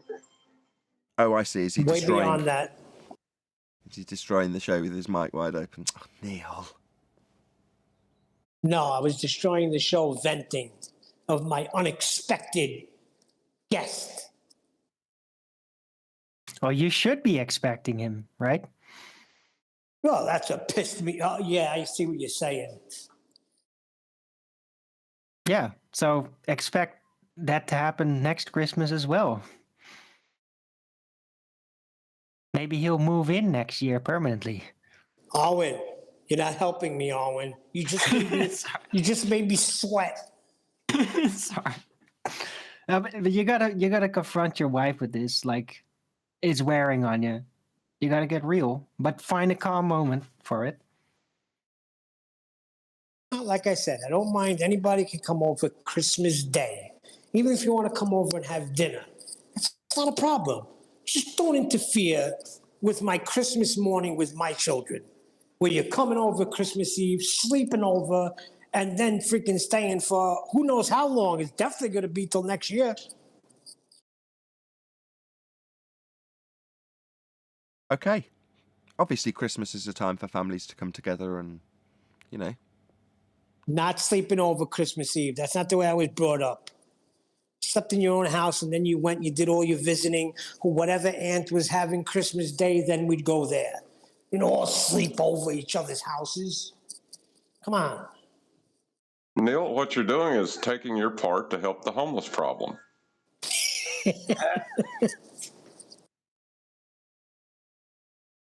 Hey, Nathan, the problem is he's not a pleasant guest. Like, I'm sure you would be a pleasant guest. And it'd be like, wow, Nathan's coming over. Great company. It's like you cringe when this guy's coming over because he's never grown up past 17 and he's 40 years old. I know the type.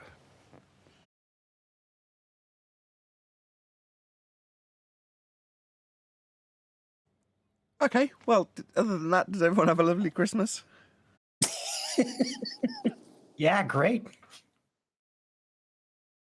Took me Saturday was a bit lonely, but yesterday I had late Christmas dinner with my dad and my mother-in-law. It was awesome. It was Lovely. really great. All calm, nobody getting all stressed out about anything, even though we could have like pretty high level conversation. Even Flat Earth came up for a bit, calmly discussed it, the developments. Yeah, Cool. it's great. Very nice. Good to hear. I spent the first Christmas ever here in about 15 years. Every Christmas ever has always been spent at mother-in-law or parents or someone's house, staying over, being a burden to them. Hey Nathan, I have a question. Good. Did you see Where's Wally? His Earth radius, how he measured it? No, he came on the show and didn't talk to us. So no. Oh, okay. I was there that day, but I heard you calling his name, telling him to get on the show, and he didn't. No, he did. But that's what it was in He did. He just didn't talk to us. He started telling the chat how he was on the show. Look, there's me on the show. So I was like, normally, but obviously we get people just join here, there, and everywhere, and that's fine. They don't necessarily talk. That's fine also. But then to tell my chat while I'm live, look, I'm on the show, has certain connotations attached. So I'm like, hold on, don't tell my chat you're on the show. Talk to us then. So he ran away. And that was the last we heard. Now, if you're saying he's got videos, of course, that's what these people do. Who gives a crap I was about his in his videos? comments.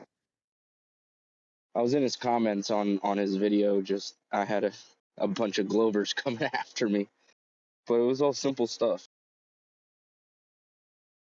Fill us in. Fill us in.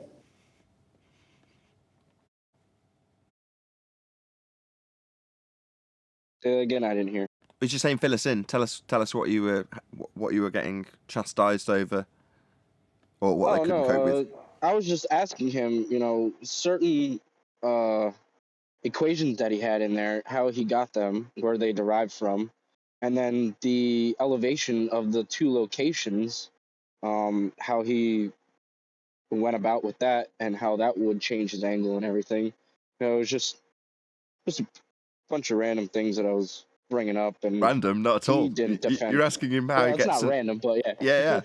You're asking him the question then. I see. So in the comments, you're asking him the question: how do you get an elevation angle if you're utilizing a curved adjacent, i.e., a sphere Earth beneath your feet? So not at all random. Excellent. And the response was. A bunch of hoopla from a bunch of Glovers. They were really, I couldn't even keep up with all of them texting all at once. But I didn't get any formal rebuttal from Where's Wally. It was just a bunch of other Glovers asking me other questions that were irrelevant to the question that I asked.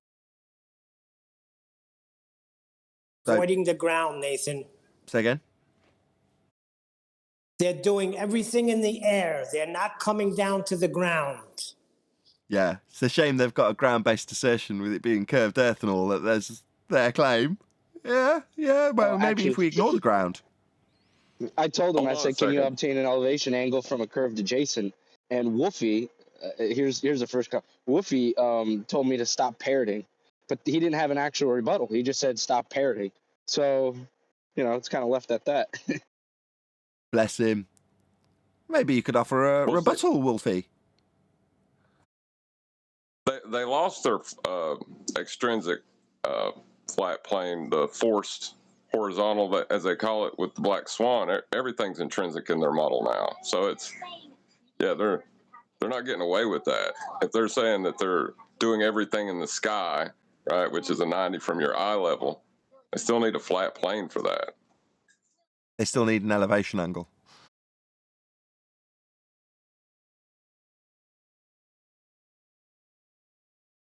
So telling us to stop parroting or giving us a load of fluff about questions we need answering, it doesn't ever get around the fact that they need to measure these angles off a flat surface.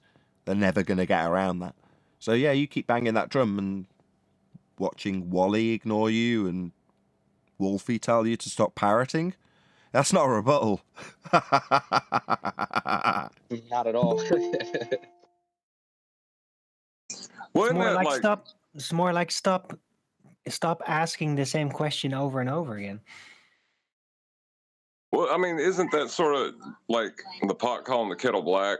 Because they're parroting, heliocentric priests. They've not made up anything on their own. They've not developed any questions or thought anything out. They're just, hitting some buttons on Wiki to get their answers. And we're the parrots because we're asking a good question. Well, in this instance, where they're going to go, they're going to go to the books and manuals that we've been utilizing to show how it's done with straight lines. So what are they going to do? They've got nowhere to go. When they get there, they find the exact same diagrams we've been showing them. Right, because it's based off of their model. Their model has certain geometric maths to it. And of course, that's what they're going to revert to, but they have none of their own actual thinking of their own model. They are the ones who are parroting everything that they're being told. And when they do, they declare how flat it is. And then when we say, so flat then, they go, no. Yeah, it's pretty good. Pretty good stuff. Yeah, I love it.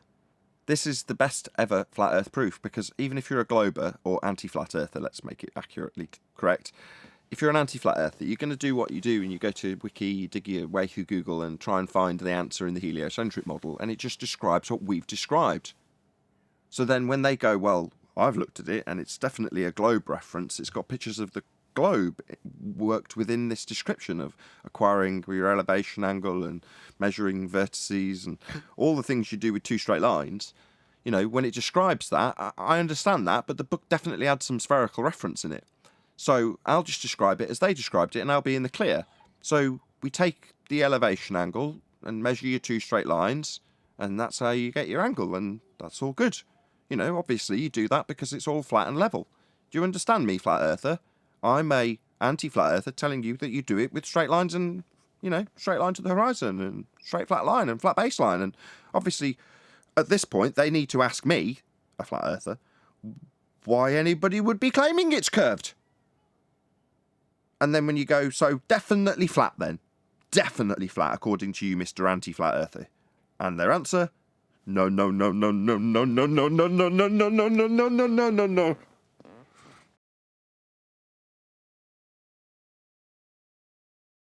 Share your pain. If you thought of that, if you thought of that as like a mental virus, would that be the infection, like stopping the antibodies when they go no no no no no no no no no?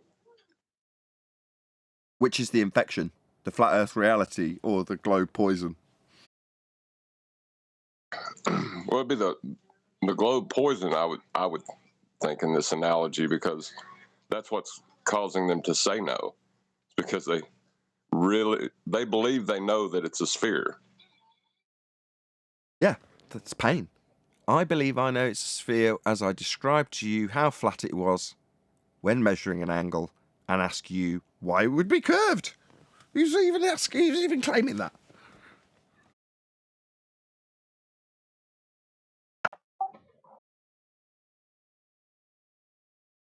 Go on, whoever that was in Discord. Accident button. Have you seen Don't Look Up, Extremist? It was an accident to push the talk button. I didn't mean to. Fair enough. Have you seen Don't Look Up, though? No. Then you are useless to me. Be gone. I've heard that before. From QE a lot.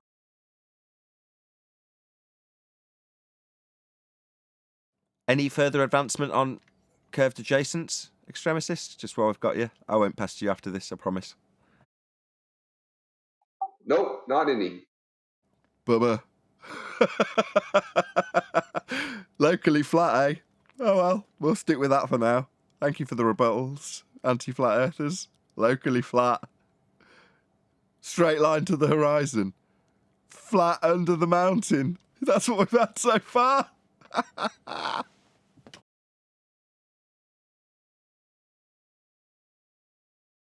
Maybe you're right. Maybe this propaganda piece is as a result of us. Who knows? Well, you know you're in trouble if your response to a question is to throw your, worldview under the bus. Who's claiming it's curved under the mountain? Who would make such a claim when you've got to measure an angle and that?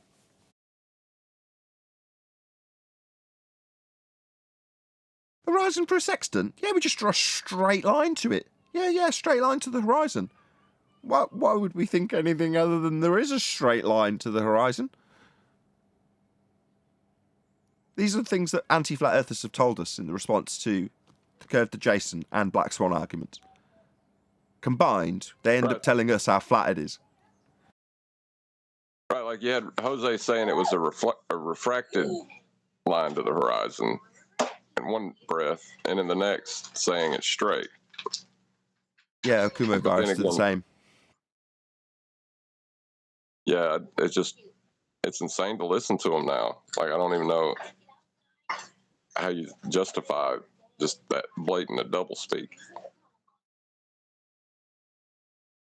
I mean, back in the day when they had the curve calculator and they could tell us that every image was proving a sphere with the Earth curve edge geometrically blocking stuff, they were in here en masse, shutting us down and muting us from the Google Hangouts on Air server. Now, literally, it's silence. They've got literally nothing. And the odd echo chamber video that's released in this regard affirms how flat it is. They're drawing spheres with flat baselines on top of them, perched on top. and then only referring to that flat baseline when they're actually doing something on the surface, that would be measuring. So you go, well, nothing so far has done anything other than affirm our position. And then strapped on this redundant sphere belief after the fact. Epic. Got nothing, literally, Discord server full of people, no one saying, no, you idiot, the sextant really is a globe tool. I'd just take this curved adjacent and measure my angle.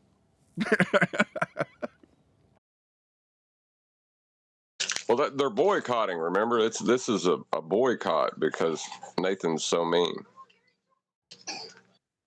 Yeah, I am. I am mean. This is mean. If you're an anti-flat earther, this is me being mean. Me saying, you can't measure an angle from a curved adjacent. What are you doing? Crazy fools. You tell me how flat it is under the mountain now, or how straight a line it is to the horizon now, or how it's locally flat now. Come on, tell me. That's me being mean. Obviously, like Highlander, he needed to tell me how I'm saying that the hill's doing this, that, and the other, as he's just told me how flat it is.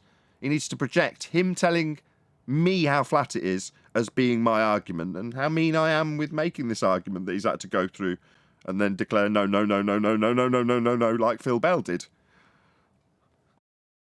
Yeah, they used to tell us that we didn't understand perspective, but they're not saying that anymore. That reaction, that no is what I want to know what the inner, I kind of think I know what the inner workings of the mind is on that, because I had the same reaction to the black swan. Is the only reason it interests me, but the no lasted a lot longer for me. In other words, you have the understanding that you've got measured geometry, and then when the measured geometry is debunked, you go, no, because you know that you've got nothing left. Right, that's what everything was based on in my mind. I was like, I'm measuring Earth curve. That's a measurement of Earth curve. And then you can't just throw that measurement out and keep Earth curve. They do. But they're deranged or something at this point. Yeah, the physical Earth curve is now refracted. So it's not physically being proven as blocking stuff with its physicality anymore. It's a refracted, non-physical apparent horizon that isn't going to block stuff with geometry. But they used to tell us that we didn't understand geometry, right? Because they've got a geometric claim. Now they haven't got the geometric claim. It's a refracted, non-geometric horizon, and the geometric horizon's the one in the maths that we never see. Because we've only got one, and the one we don't see is the one that's claimed to be Earth curve. And they tell us that. And further to that, they tell us that nobody's claiming the horizon is Earth curve after finding out that it's been debunked. The fact that it stands as Earth curve marked with an X and labelled horizon in their mathematics, they kind of forget that when they're on the anti-flat Earth side in pain, denying the very thing that the globe Earth claims. That'd be a geometric edge to block stuff. You remember that hidden value they all used to pile in with? Now we've got silence and a boycott, apparently. Yeah. No, they've just got nothing. Earth's flat. Yep. No. It kind of sounds to me like a baller rolling off that hill on his way to becoming an anti-flat earther. Absolutely. No. And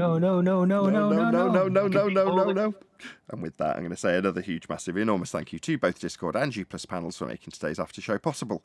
And of course, a massive thank you to all of you in either Nathan Oakley 1980 or Nathan Oakley premiering streams for hopefully smashing the super chat, liking, commenting, sharing, subscribing, joining as a Nathan Oakley 1980 channel member, hitting the PayPal link, and all that good stuff. I've been Nathan Oakley, and I will see you all in the next video.